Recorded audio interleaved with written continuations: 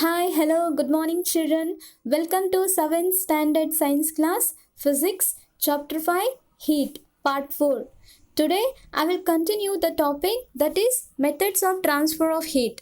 Children, in previous class, we already discussed about transfer of heat by conduction method, right? Hope you understood how heat transferred in conduction method.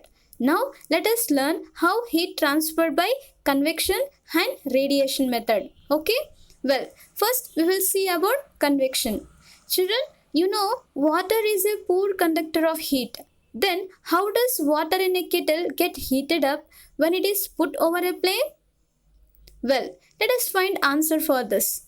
Children, you know, convection is the most significant method of heat transfer in liquid and gases. As in case of conduction method, which is most significant in solid, so in conduction method, molecule or particle of the solid quite rigidly fixed. You just look at this picture here. Here, molecules or particles of the solid are quite rigidly fixed. So, in this case, energy is transferred from one particle to the another particle. Means, one particle passes heat energy to its neighboring particle without the particles are leaving their places. But in case of convection method, which is most significant in liquid and gases, we already know that molecules in liquid and gases are quite free to move around. You just look at here. Here, molecules of liquid and gases are quite free to move around. So, it is this ability of liquid molecule to move around that causes a liquid to get heated up. We call this method of heat transfer as convection method. Understood? So, in this method, what exactly happens, you know?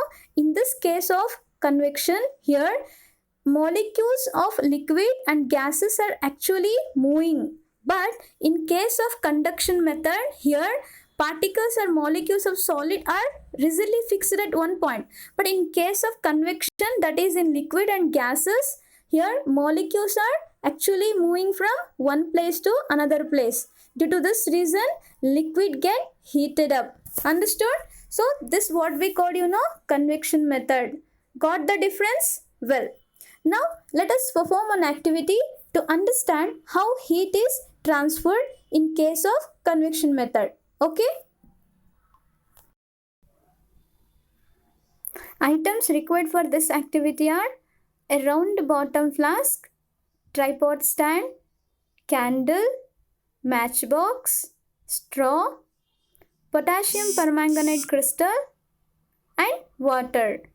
Fill approximately 2/3 of flask with water and place it on the tripod stand. You just look at here. After filling, you just place it on tripod stand. Now, with the help of straw, gently place a crystal of potassium permanganate at the bottom of the flask. Understood? Now, put a candle below the tripod stand and start heating. Children, here you carefully look at the pattern in which pink color spread. Understood? Carefully look at the pattern in which pink color spread. Then, what you will observe here? Anyone? Well, here we will observe that streaks of color moving up first. You just look at streaks of color moving, right? They are moving up and then coming down. Understood? After moving up, again they come down. And this cyclic movement continues until the whole water acquires the color. Understood? They first move up and then come down. So this cyclic movement continues until the whole water acquires the color. It also gets heated up. Understood? Then how do we understand this cyclic movement of color streaks in water? Well, children, you just look at this picture. Using this picture, I will make you better understand, okay? Well, what exactly happens, you know, when you started to heat this round bottom flask, the water which is present at the bottom of the flask gets heated up first.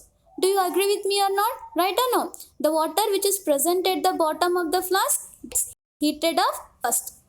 Due to this, the water molecules which are present at the bottom of this flask also gets heated up.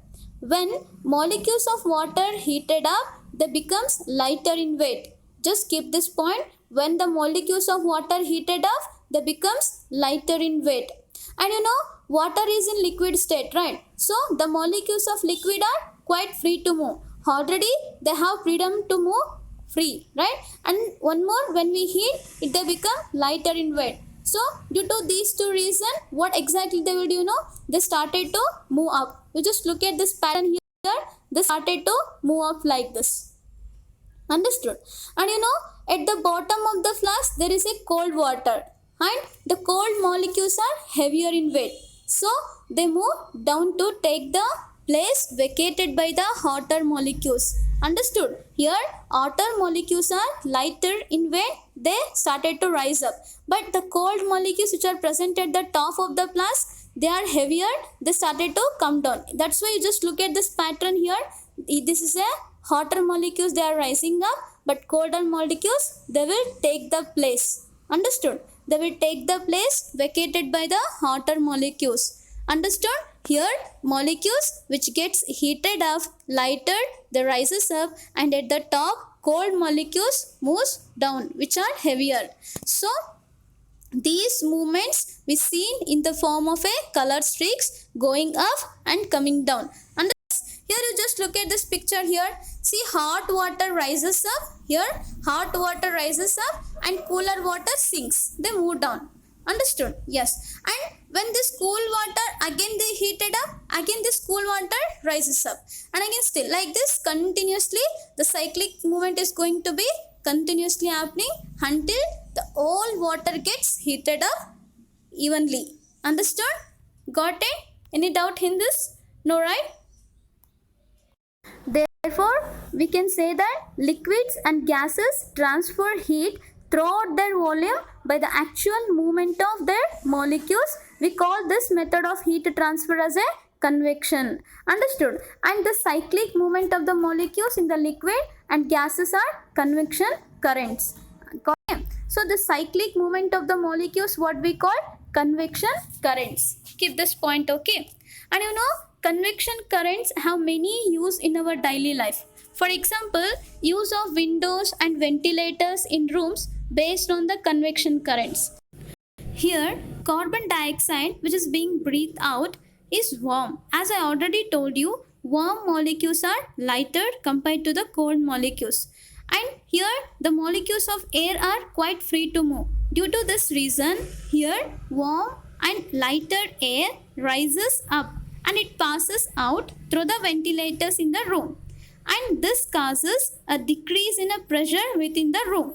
Got it? So when this warm air rises up, then this place becomes vacant. There is no air present. Due to this, here air pressure decreases. When the air pressure decreases, then cold and fresh air from the windows enters the room. And even from the door also, cold and fresh air enters the room. To fill up this gap, this continuous circulation of air is maintained within the room by the convection current. Got it? So here exactly what happens? Warm air rises up and cold air which enters the room, because there is a decrease in a pressure. When warm air rises, then there is a chance to enter the cold and fresh air into the room. Got it? Understood? Like this, the convection currents also used in room for air circulation. Got it? In order to get the fresh air, we need to use windows and ventilators, and they worked on the basis of convection current. Understood? And some other examples are chimneys in factories, radiators in car, based on the convection current. Understood? Convection currents also have significant effect on weather and climate. Let us see how this convection current affects weather and climate. Children, here when the air near the earth's surface gets heated up by the sun during the daytime, you just look at this picture. When the air near the earth's surface gets heated up by the sun during the daytime, then it becomes warm and it expands and occupies more space. Then this expanded air is lighter. Warm air which is in lighter in weight rises up. When this warm air rises up, then the air pressure at the surface of the earth becomes decreases. Understood? The air pressure decreases at the surface of the earth. So when air pressure decreases, immediately the cold air which is from the surrounding rushes into this place. Like this, warm air rises up and cold air moves down. This sets up a convection current in air. This is the reason leads to the formation of winds and storms and also called wind current.